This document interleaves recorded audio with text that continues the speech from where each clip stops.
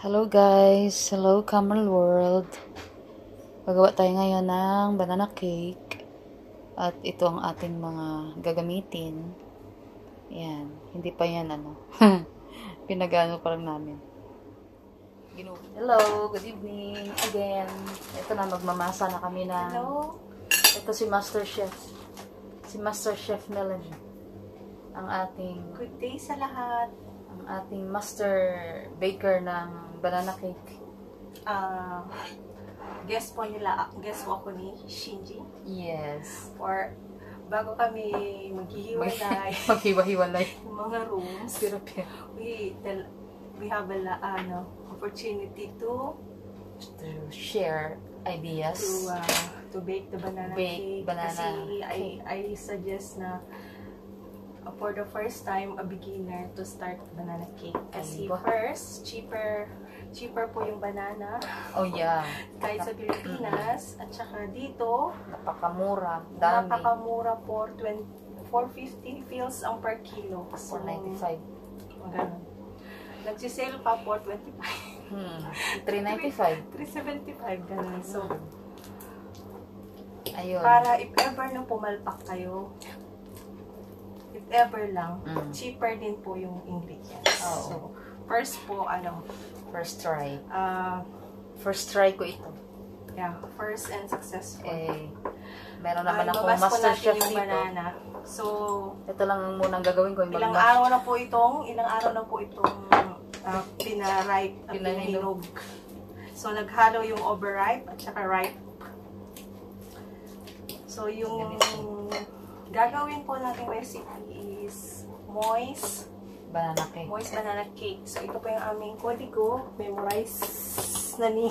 Meron na kaming kodigo. Memorize ko ng ingredients, hindi ko memorize ang sukat. So, every time na gumagawa po ako, kailangan may sukat. Tinitingnan ko po yung sukat para hindi po ako pumalpak. Ilan to, chef, na saging ang ginamit natin?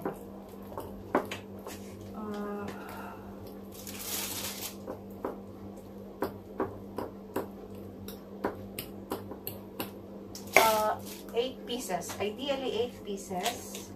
So, ito, naghalo ang malaki at maliit.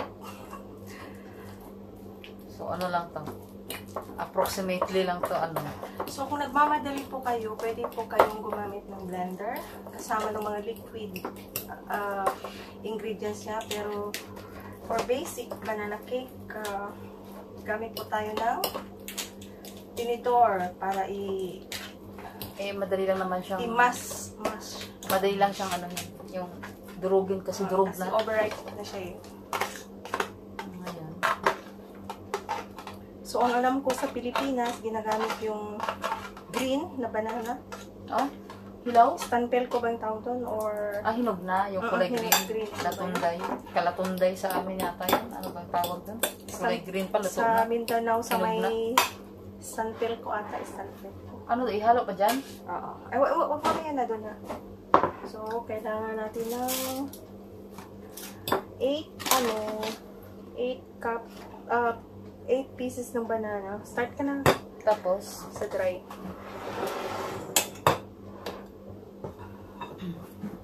Mag-wet muna tayo. Wet ingredients. So mamaya na itong dry. So, yogurt. Ideally po, yogurt kami dito sa Middle East. Kaso, hindi kami nakabili dahil it's not planned po. So, anong susunod? So, mag-start pa tayo ng, we will use po, you can use buttermilk or milk. Liquid milk. Ilan po ito? 2 cups. 2 cups of or 2 packs milk. Of yogurt. Or 2 packs of yogurt. Yung cups na yun ng yogurt, dalawang ganon. Wala nang gatas. So, this is ideally 1 cup po ito. Okay. Then, 1/2 cup oil. 1/2 cup oil. Mag-liquid muna tayo lahat. Ayan. Tapos mamaya dry. So, milk, liquid milk or evap or yogurt, fresh milk. Parehas lang sukat. 2 cups. And then, or kung wala po kayong milk, banana. para makalis ng gastos, pwede pong water. Pwede rin yung water lang, walang milk. Oo. Kaya lang baka hindi masarap yun. Sarap din. Masarap pa rin. Banana pa rin. Pero iba talaga yung may ano. Yan, hinalo na natin silang lahat. Sige, lagyan mo na ng dry na tayo.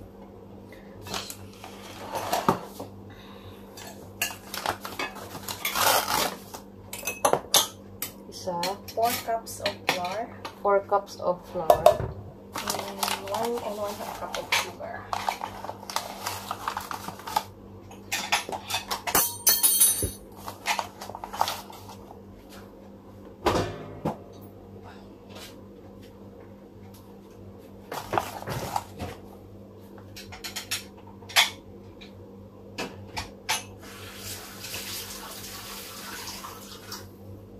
Dalawa.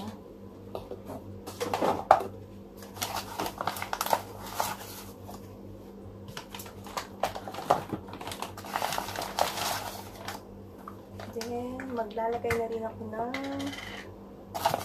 baking powder and baking soda. 3.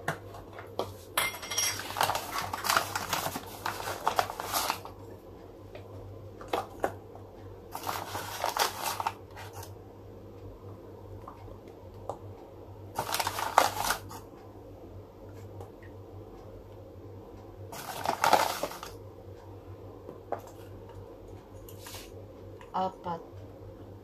Ilan yung baking powder? 1 and 1/2 tablespoon. Yung baking powder. So, gumamit ako ng teaspoon. So, 4 1/2. Ang baking soda is 1 tablespoon. So, gumamit ako ng teaspoon. So, 1 tablespoon is 3 teaspoon. 3 teaspoon. Okay. Okay.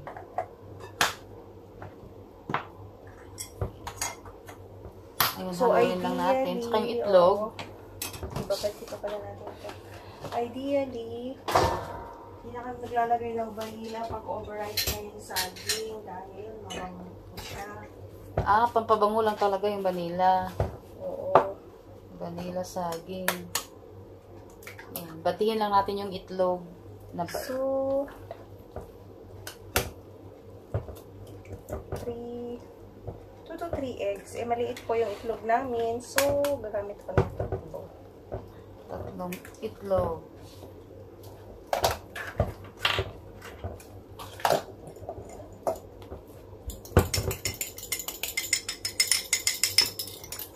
Tapos, ihalo lang po siya.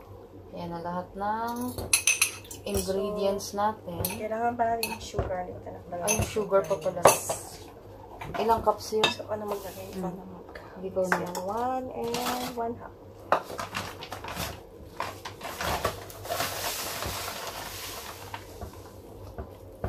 So, kung may mixer, 1 1/2 kayo, cups. pwede nyo siyang i-mix.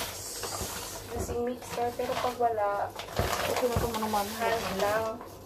Madali lang naman. Tawag dito moist. Yeah, moist. Moist banana cake. Meron ding recipe lang super moist. Pero Moist halos lang. pareho lang naman ang moist tsaka super moist. May konting ano lang.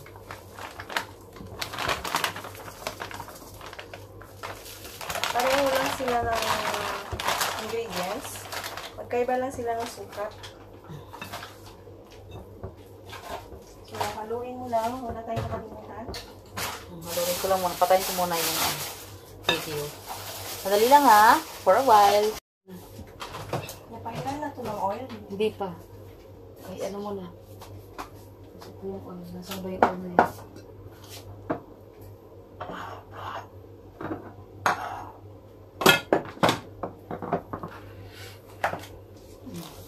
Ayan. Maglalagay na po kami sa pan. Ano? Toppings. Ito yung mantika.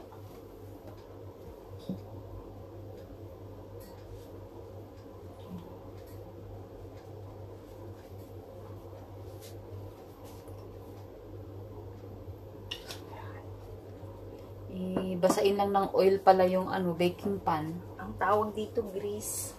Greasing. Oo. Pero kung meron kayong parchment paper, pwede nyo rin lagyan. Pero usually, pag ibibenta nyo, diretso na sa aluminum foil. Para na. Tapos pahiran nyo rin ng oil, yung konting oil yung aluminum foil para hindi siya gaanong dumikit.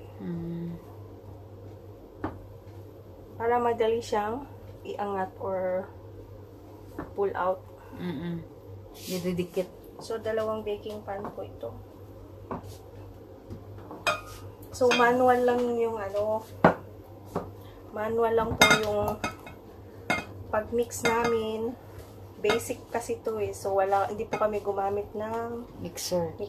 Pero kung meron kayong mixer, para mabilis, gamitan nyo na lahat. Pero okay naman na ito kasi lang naman. Konti lang naman. So, pag ibibenta nyo, pwede po kayong gumamit ng peanut. Regular peanut na luto na o tapos walang balat. So, dahil marami kaming ingredients, so bahala na kami. Kakainin lang naman to. Dito lang kasi sa namin. Medyo may pagkamahal yung ingredients namin. Yung iba sa gagawing toppings, yung iba sa mixture. Walnuts itong nut na gamit namin. Walnuts, dinurog. So, ito po yung tsura ng walnut na buo. Parang brain. Butterfly. Para siyang brain kasi good for the brain yan eh. Yung iba, half nito ilalagay sa toppings. Tapos yung iba toppings. Tapos ito. Meron kaming chocolate chips. And then meron kaming anong ginamit namin? Semi-sweet chocolate chips. So, meron din kaming Hershey's white. Yeah. And we have white chocolates. Yan. Dahil marami kaming chocolates. Sponsor. Chocolates. So, may white chocolate din kami.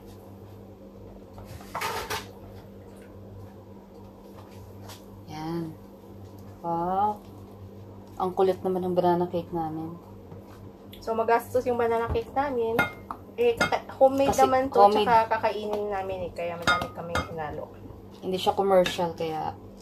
Pero pag ibibenta nyo, pwede nyo to sila i-apply. Toppings lang talaga.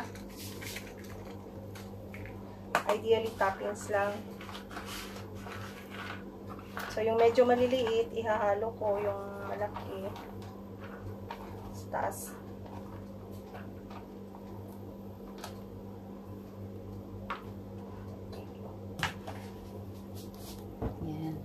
Simple lang pala siya. Timpla lang talaga yung timpla lang talaga yung kailangan. Ang dami pa nga meron dito. Kunin natin mga maliliit. Oh, marami yan dyan.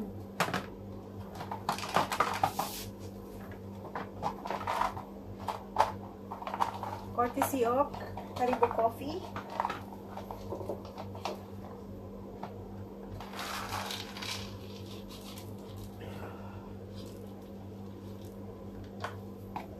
Ayan.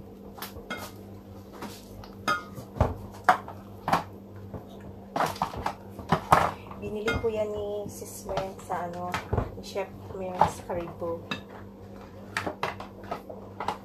So, half of the mixture, po natin na.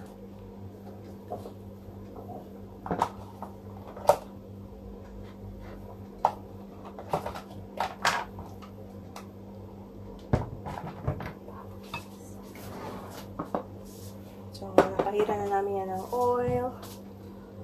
So, half-half po tayo. Yun, saktong-sakto. Sukat-sukat, oh. Galing talaga ni Chef. Estimate lang yan.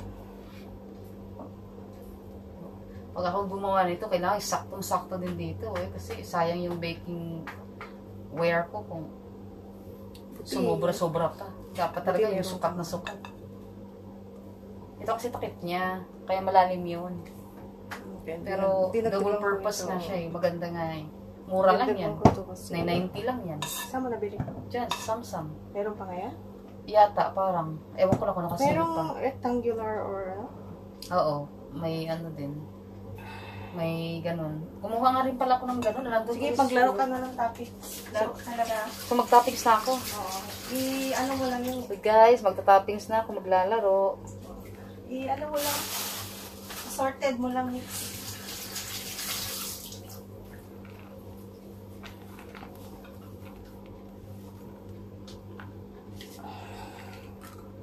Ilapat mo siya. Yun yung chocolate.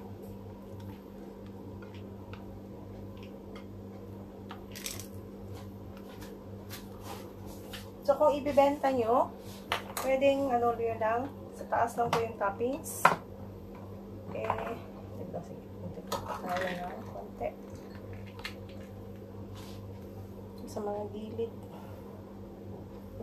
Okay. Ano ba tayo yung ito white? Magturog ka po ng white, chef.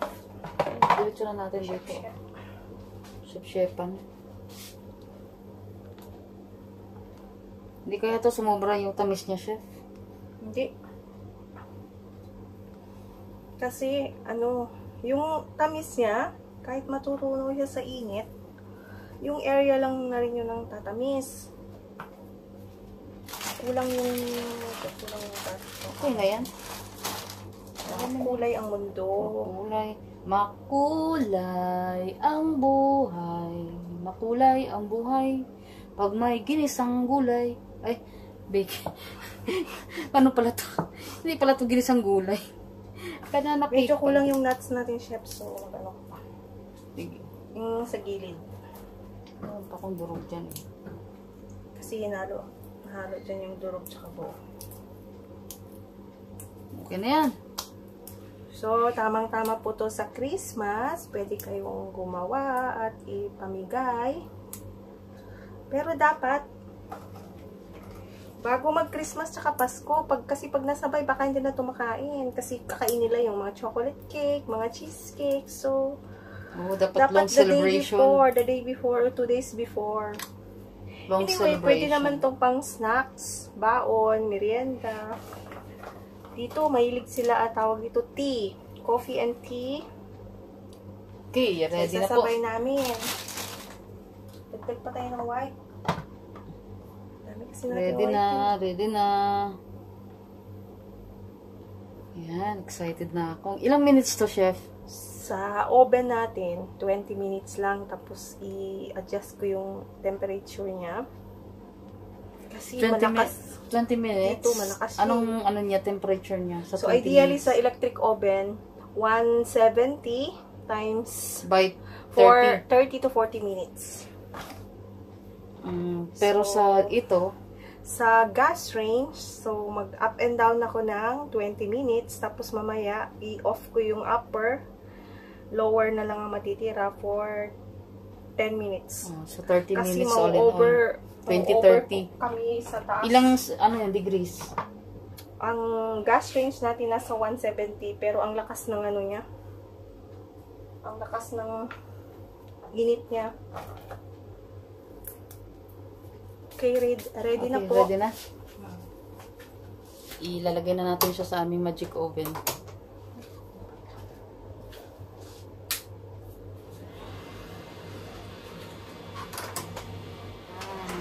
Ayan po yung aming high-tech na oven. Ayan. We're using gas range po na up and down. Teka, i-focus mo yung dito. Tapos yung temperature niya.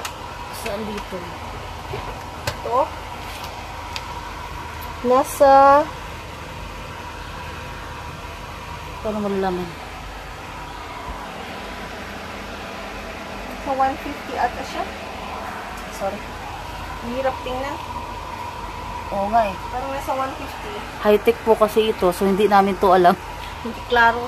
150 Pero siguro. pag electric kayo, 170 times 40. Ito po yung after 20 minutes, first 20 minutes natin. Ito po yung itsura niya. Yan. Ang ganda-ganda ng ating Yan. Ito po siya ngayon. So, plus 20 minutes, wala nang sa ibabaw yung di ba? Hindi na naka-under yung itaas. Oo, kasi malakas na siya. Oo, ilalim na lang yung may apoy.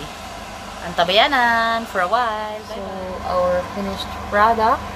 Let's touch it. Oh, it's firm. So, touch na kami. Hindi po kami gumagamit ng toothpick. Hindi po kabisado toothpick. So, alam mo na yan. So, alam na po siya. So, matigas-tigas na siya, ha? Firm siya. Tsaka you see the color. Yeah. Ililabas natin. Brown. So, ilalabas na po natin siya sa aming napaka-magical na oven na ito. Ayan na po siya. Ayan, with the typing notebook mo. So, dalawang baking. Wow, ang ganda. Oh, ang ganda ng aking, itong aking baking tray na, borcam. So, kuha ko sa yung mga toppings natin kasi. Ito po yung mga toppings kanina na pinaglalagay namin. Tingnan ninyo. Tingnan ninyo po. Ang ganda, di ba? May chocolate chips, may walnuts. Yun ang white choco. Yeah, the white chocolates. Dark. Yan. See here. Raisins. Yeah. Aywa, that's the raisins. That's the raisin. Golden raisin. This is the white and the choco. Chips in the white choco. This one is focused. Yeah. That's it. Yeah. Oh my god. Oh my god. Oh my god. So later, i-slice natin siya para makita natin yung moist. So, bakit tinawag siyang moist? So makita natin yung texture. Okay. So we will write back for the slice. Bye guys. So guys, here it is again. Here it is. Here they are. Here they are. Here they are. My God. It's so yummy. Ito na siya.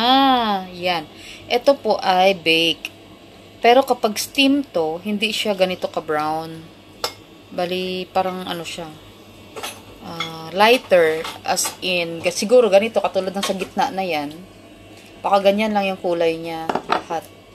So, ito ay bake. So, makita mo talaga roasted talaga yung taas. At tamang-tama lang yung pagkaluto sa gitna. Napakasarap. Sabihin mo ganun.